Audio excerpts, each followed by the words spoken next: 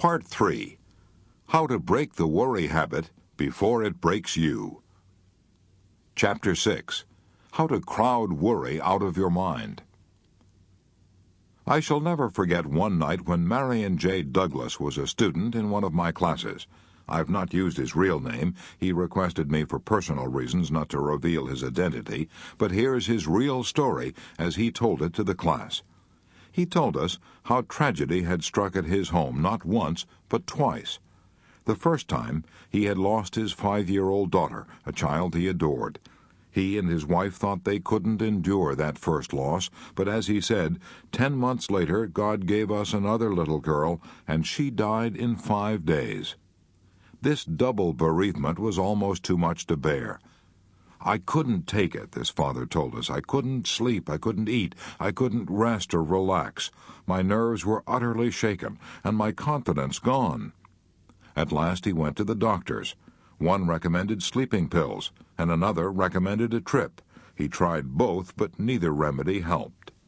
He said, "My body felt as if it were encased in a vice, and the jaws of the vice were being drawn tighter and tighter. The tension of grief, if you've ever been paralyzed by sorrow, you know what he meant. But thank God I had one child left, a 4-year-old son. He gave me the solution to my problem." One afternoon, as I sat around feeling sorry for myself, he asked, "Daddy, will you build a boat for me?"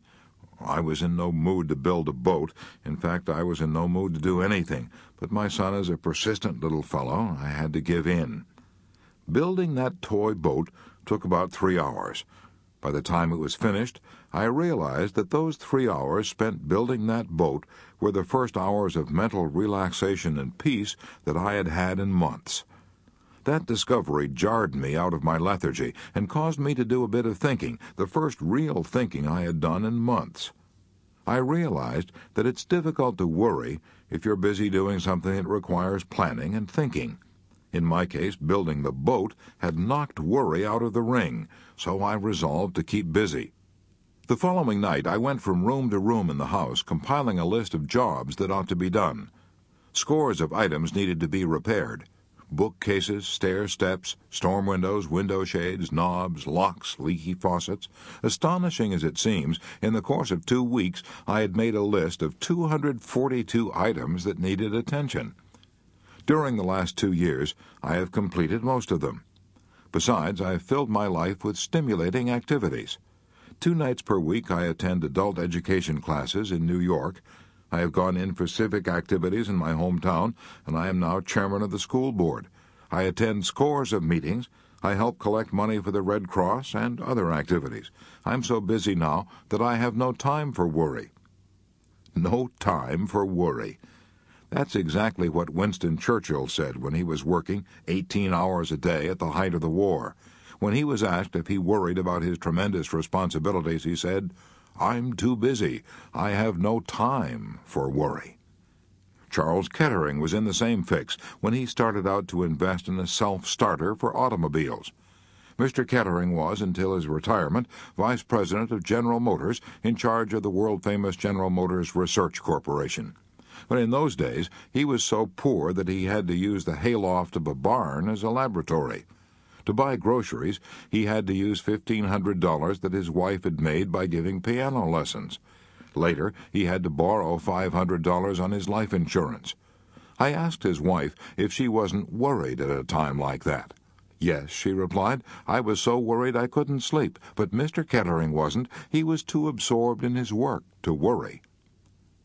The great scientist Pasteur spoke of the peace that is found in libraries and laboratories.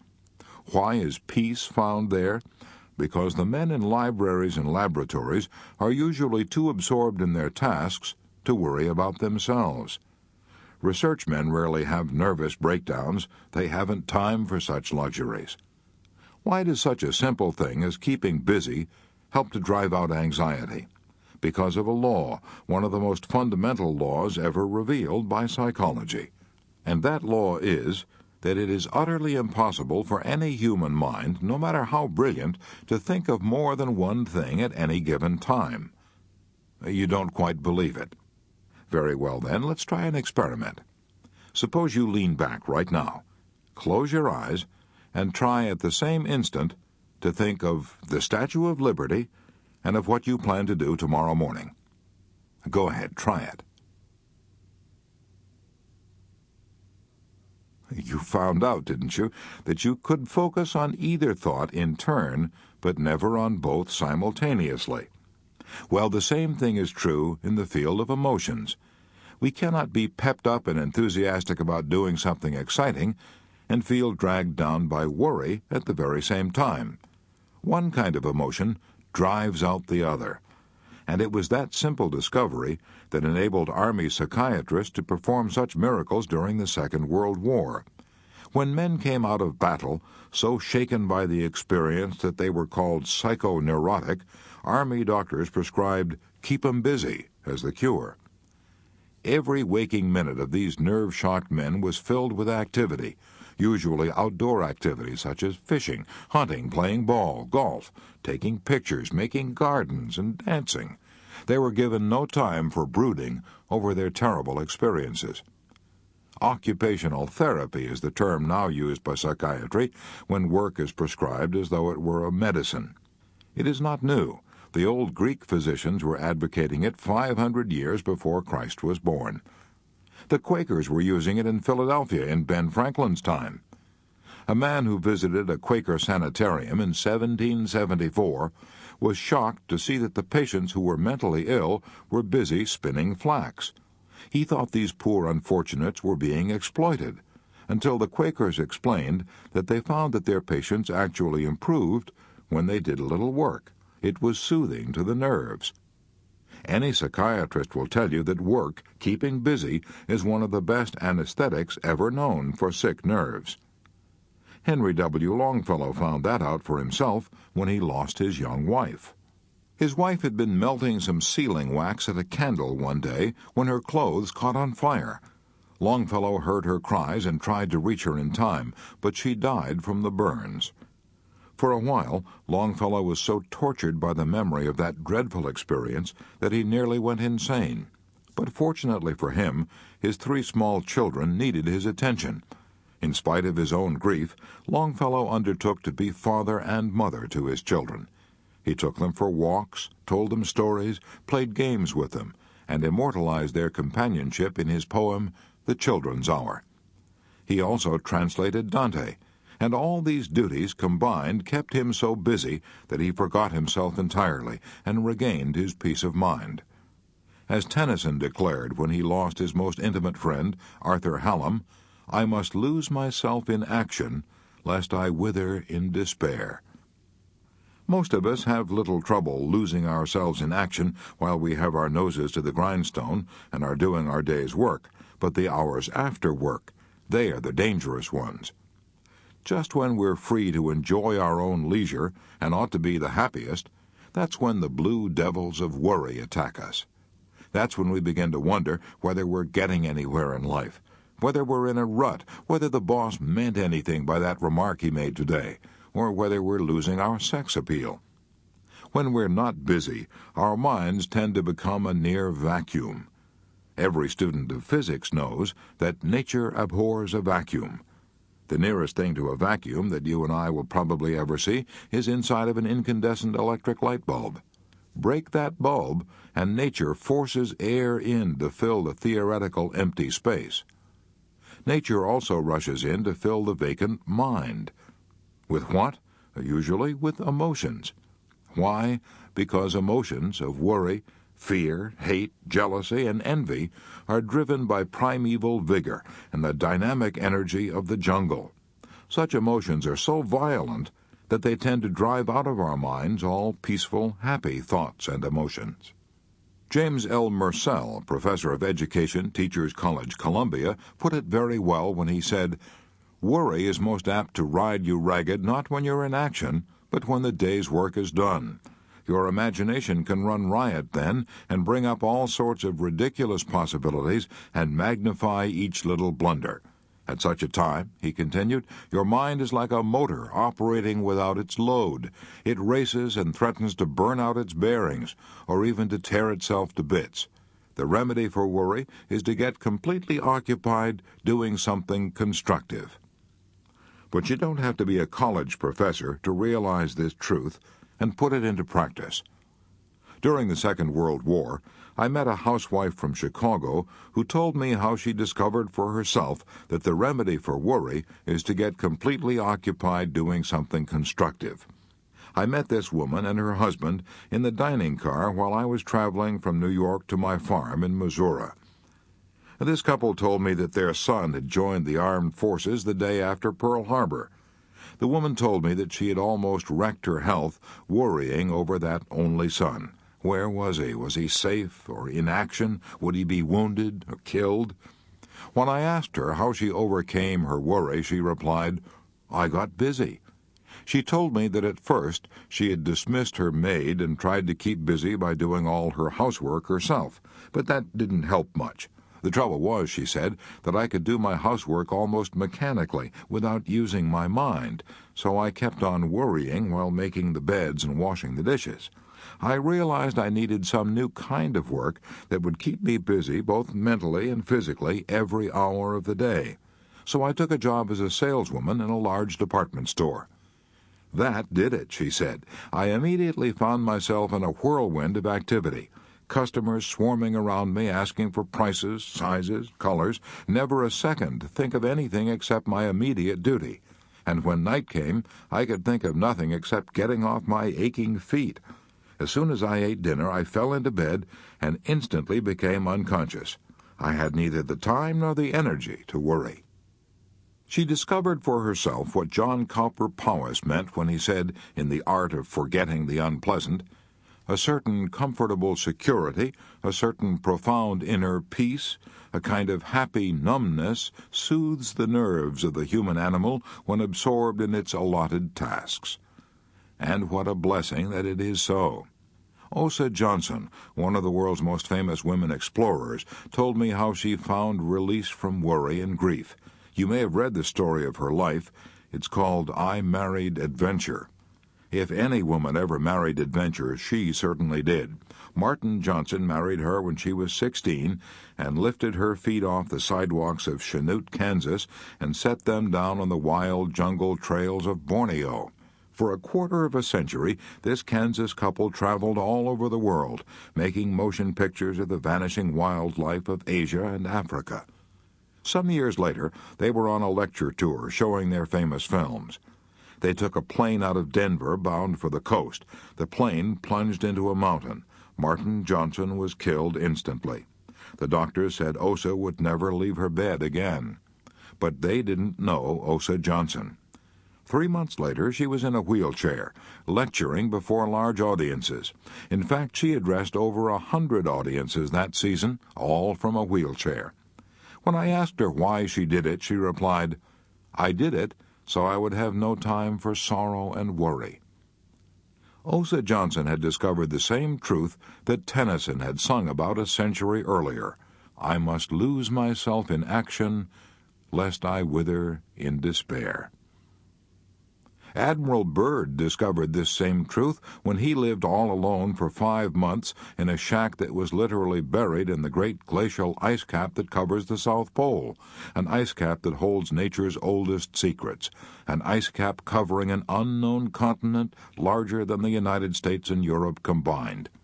Admiral Byrd spent 5 months there alone.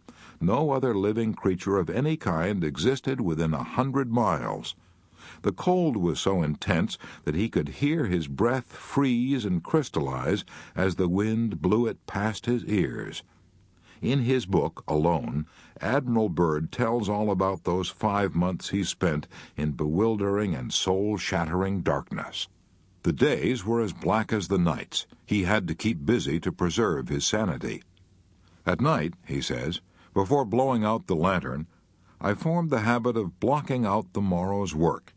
It was a case of assigning myself an hour, say, to the escape tunnel, half an hour to leveling drift, an hour to straightening up the fuel drums, an hour to cutting bookshelves in the walls of the food tunnel, and 2 hours to renew a broken bridge in the man-hauling sledge. It was wonderful, he says, to be able to dole out the time in this way.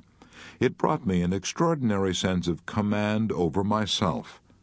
And he adds, Without that, or an equivalent, the days would have been without purpose, and without purpose they would have ended, as such days always end, in disintegration. And note that last again. Without purpose, the days would have ended, as such days always end, in disintegration. If you and I are worried, let's remember that we can use good old-fashioned work as a medicine. That was said by no less an authority than the late Dr. Richard C. Cabot, formerly professor of clinical medicine at Harvard. In his book, What Men Live By, Dr. Cabot says, "As a physician, I have had the happiness of seeing work cure many persons who have suffered from trembling palsy of the soul, which results from overmastering doubts, hesitations, vacillation, and fear. Courage given us by our work is like the self-reliance which Emerson has made forever glorious." If you and I don't keep busy, if we sit around and brood, we will hatch out a whole flock of what Charles Darwin used to call the whibber-jibbers. And the whibber-jibbers are nothing but old-fashioned gremlins that will run us hollow and destroy our power of action and our power of will. I know a businessman in New York who fought the whibber-jibbers by getting so busy that he had no time to fret and stew. His name is Tremper Ongman. He was a student in one of my classes, and his talk on conquering worry was so interesting, so impressive, that I asked him to have a late supper with me after class, and we sat in a restaurant until long past midnight discussing his experiences. Here's the story he told me. 18 years ago, I was so worried I had insomnia. I was tense, irritated, and jittery. I felt I was headed for a nervous breakdown. I had reason to be worried. I was treasurer of the Crown Fruit and Extract Company. We had $500,000 invested in strawberries packed in gallon tins. For 20 years, we'd been selling these gallon tins of strawberries to manufacturers of ice cream. Suddenly, our sales stopped because the big ice cream makers, such as National Dairy and Borton's, were rapidly increasing their production and were saving money and time by buying strawberries packed in barrels. Not only were we left with $500,000 of berries we couldn't sell, but we were also under contract to buy $1 million more of strawberries in the next 12 months. We had already borrowed $350,000 from the banks. We couldn't possibly pay off or renew these loans. No wonder I was worried. I rushed out to Watsonville, California, where our factory was located, and tried to persuade our president that conditions had changed, that we were facing ruin. He refused to believe it. He blamed our New York office for all the trouble, poor salesmanship. After days of pleading, I finally persuaded him to stop packing more strawberries and sell our new supply on the fresh berry market in San Francisco. That almost solved our problems. I should have been able to stop worrying then, but I couldn't. Worry is a habit, and I had that habit. When I returned to New York, I began worrying about everything. The cherries we were buying in Italy, the pineapples we were buying in Hawaii, and so on.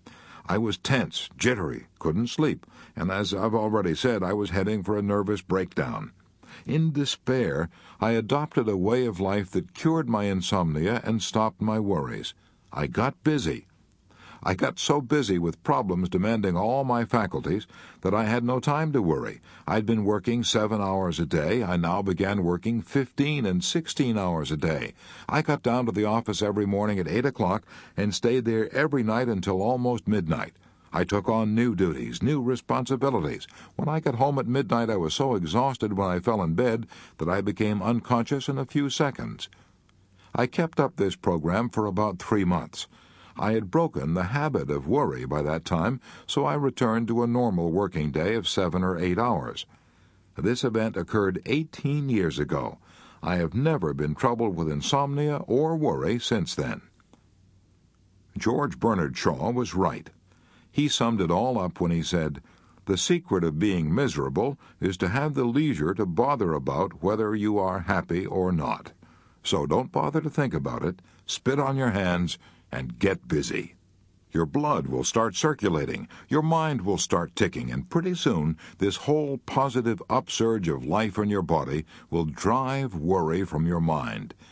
Get busy, keep busy. It's the cheapest kind of medicine there is on this earth, and one of the best." To break the worry habit, here is Rule 1.